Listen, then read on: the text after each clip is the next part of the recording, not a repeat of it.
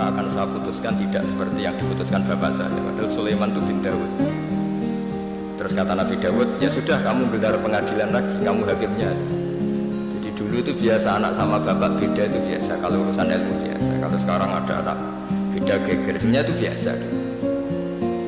Kalau masalah ilmu, misalnya lagi masalah ilmu, bukan masalah harta, bukan masalah kekuasaan. Akhirnya Nabi Sulaiman, dan ini menjadi ilmu yang sekarang ditiru para intel, para kasat reskrim, para itu. Nabi Sulaiman akhirnya tanya sama 4 tokoh, 4 orang gitu aja lah, nggak usah tokoh ribet. Tapi sebenarnya tagnya itu tokoh. Dipanggil satu-satu. Yang merkosa itu anjingnya warnanya apa? Hitam katanya. Udah kamu kesana. Yang kedua ditanya warnanya apa? Merah. Padahal 4 orang itu ketika di depan Nabi Daud, 4-4-nya bersaksi bahwa itu diperkosa anjing. Semuanya menyaksikan. Nabi Daud memutuskan ya sudah anjing gitu. Nabi Daud nggak mau ribet. Berarti sudah merah, hitam, putih. Nggak tahu yang keempat jawab ungu apa nggak ada anjing. Pokoknya 4 ini warnanya beda-beda. Setelah satu-satu terus dikonfrontasi bareng. Kamu tadi bilang apa? Hitam. Kamu tadi bilang apa? Merah. Kamu tadi bilang apa? Putih. Katanya menyaksikan bareng. Kenapa anjingnya jadi beda-beda? Berarti kamu bersekongkol bohong ya? Akhirnya ngaku kalau keempat ini yang tadi yang merkosa. Jadi apa ya? Menghakimi itu tidak gampang. Sehingga di Quran itu kalau Allah muji Nabi Daud itu hanya dipuji kebaikannya, diantaranya inna sakharna ma'ul jibala yusabbihna seterusnya. Tapi ketika masalah hukum kata Allah fafahamnaha Sulaiman wa kullan atayna hukmau wa ilma. Jadi kalau masalah kecerdasan memberi hukum itu kata Allah fafahamnaha Sulaiman, cerdas anak. Begitu juga ketika ada mbak sama adik punya anak, sama-sama punya anak. Anak itu kalau kecil kan wajahnya mirip-mirip. Apalagi saudara ya, anaknya mbak sama adik. Singkat cerita di tengah hutan itu dimakan oleh serigala. Ya kalau sama-sama cantik anaknya kan mirip-mirip karena bersaudara. Nah, sing situ Afrika, situ Indonesia kan raine sekarang video. Ini kan sama-sama satu klan yang sama, satu marga. Setelah dilaporkan Nabi Daud, beliau memutuskan sesuai yang meyakinkan argumentasi. Diputuskan ya sudah yang hidup ini milik kamu. Misalnya menang adiknya. Ya sudah, karena kebetulan yang sebetulnya punya bayi tadi tidak bisa berargumen. Akhirnya Nabi Sulaiman ya sama, kalau saya hakimnya tidak saya putuskan seperti itu. Ya Nabi Daud ya sudah silahkan gelar pengadilan lagi, digelar. Terus kata Nabi Sulaiman, ambilkan sapeso. Daripada 2 bersaudara ini bersengketa, bayinya dipotong 2 ya, dibagi katanya. Ini yang mbaknya ini yang tadi kalah itu langsung spontan, tidak ada, itu tidak bayi saya, silahkan dikasihkan adik saya. Sing adiknya tenang saja. Terus si adiknya ditanya, kenapa kamu tenang saja ya, kalau adiknya harus dibagi. Akhirnya dimenangkan mbaknya. Pikirannya Nabi Sulaiman, membiarkan bayi dipotong 2 itu tidak naluri seorang ibu, mesti jadi kira bener. Sing mbaknya karena ingin bayi ini nggak dipotong sampai rela dikasihkan orang lain, sementing bayi saya hidup. Ini naluri seorang ibu. Ya, ini kepintaran Sulaiman. Jadi dia memanfaatkan psikologi untuk memutuskan siapa yang. Sebetulnya di notaris, di kehakiman bisa pakai teori itu. Ono wong kok oleh ngajokno permohonan bulat terus. Jadi itu alamat karena kata Nabi itu semua riwayat mengatakan al-haqqu sahlun, kebenaran itu nyaman, bawaannya kebenaran itu nyaman. Ditanyakan tetangga-tetangga yaitu miliknya, ditetanggakan kerabatnya yaitu miliknya. Tapi kalau barang nggak bener itu mesti mubah, kan harus ngambil data-data yang nggak validkan yang harus. Ya, kalau barang hak itu pasti gampang. Tapi masalahnya selalu ada orang yang pinter berargumen. Makanya terus ada aturan tadi, al-bayyinatu 'alal mudda'i. Jadi mudda'i itu orang yang mengklaim itu harus lebih punya apa? Bukti. Tapi lagi-lagi ini masalah-masalah yang kita di zaman akhir itu kemudian ada profesi yang kadang-kadang nyuwun sewu, keahlian itu lebih dipercaya ketimbang kesolehan. Saya itu kalau boleh komplain itu ya komplain, tapi SKBU takdir. Misalnya ini contoh ya yang terkait kita nekuni agama. Kita ini tentu suka bela orang soleh, itu suka. Kalau saya nuruti hiroh diniyah itu bela orang soleh itu suka.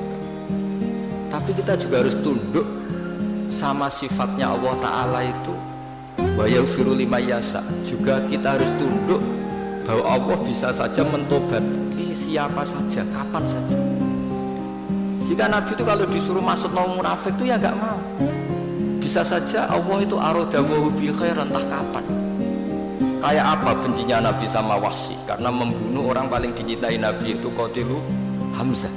Tapi malah Wahsy dikasih apa? Tobat sama Allah. Makanya kata Imam Ghazali, berapa orang sing sabbal anbiya akhirnya yatubu alaihim.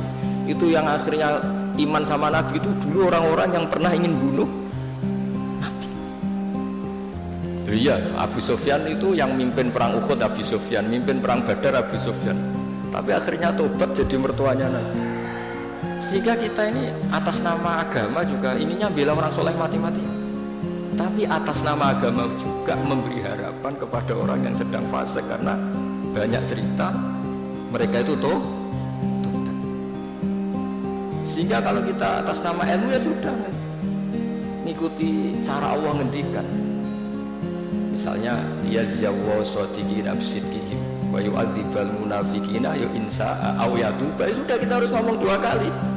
Allah menyiksa orang munafik itu ya insa'a kalau Allah ingin, aw yatuba atau Allah memberi tobat. Jangan karena kita marah seakan-akan orang itu pasti kena siksa.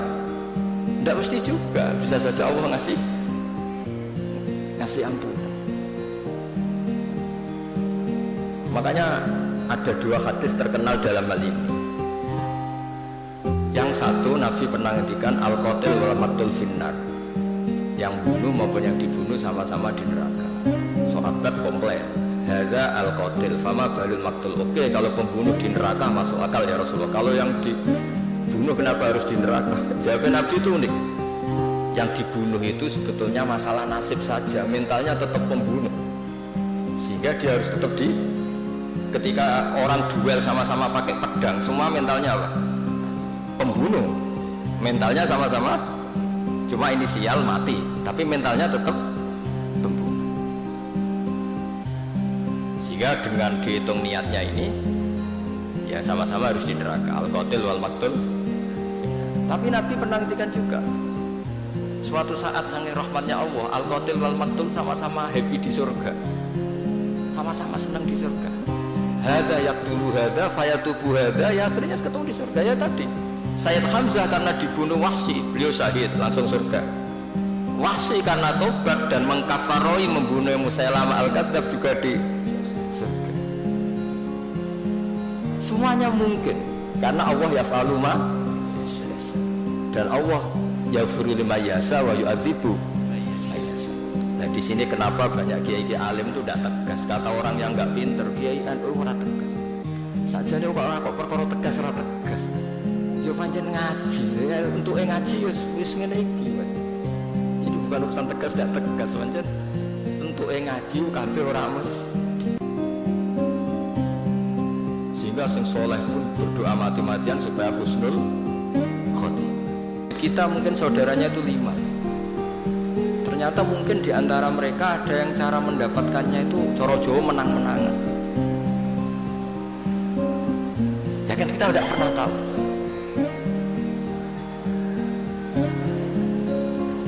Ya kita tidak pernah tahu. Makanya di sini dibutuhkan selalu apa? Istighfar. Ya saya ulang lagi ya. Jadi kita ini tidak pernah tahu. Jangan-jangan yang kita miliki itu ada kecampuran hak orang lain. Karena kita tidak pernah tahu. Meskipun sekarang legal formalnya kita punya sertifikat, punya seperti ini contoh, mungkin ini banyak yang tersinggung, tapi ini hukum tetap saya beritahu. Dulu Nabi itu melarang kalau orang terpelajar bertransaksi sama orang lugu.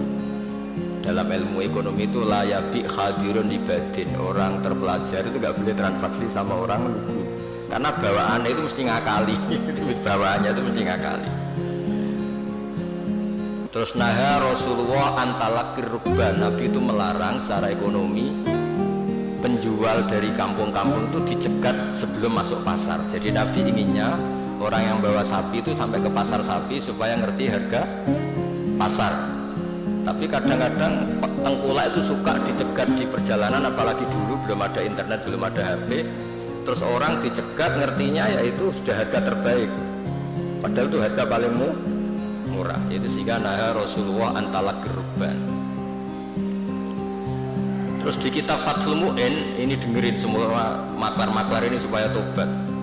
Di Fathul Mu'in itu walaya sikhu bi'ul fuduli, jual belinya maklar itu nggak sah di kitab Mu'in. Tapi Indonesia kan nggak anut Mu'in, anut untung rugi kadang-kadang gitu. Jadi misalnya gini Pak Arifin ya, saya ini orang desa bawa sapi ya, kalau sudah mbah-mbah tua itu, sudah mbah-mbah tua bawa sapi, biasanya bawaannya maklar itu, mbah ini jenengan sapi ini kepengen pajeng pinten ya 10 juta, mbah 10 juta. Biasanya mbah tua itu dilungguhno ning warung kon ngopi, dibiayai paling 5.000 kan kopi. Terus si Pak Arifin tadi jual sapi itu di pasar, kalau laku 11 juta ya dijual, mbah mau dikasih 10 juta, tapi kalau lakunya hanya 9, gak ngangkat bah, dibalik nomennya mau rugi 5.000. Nah pertanyaannya gini, ketika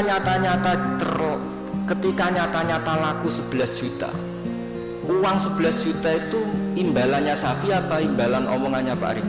Harga sapi apa harga apa? Enggak, sapi itu masih milik siapa coba? Mbah itu. Berarti uang 11 juta itu milik siapa? Mbah itu. Tapi kamu ikhlas enggak nyetorkan 11 juta?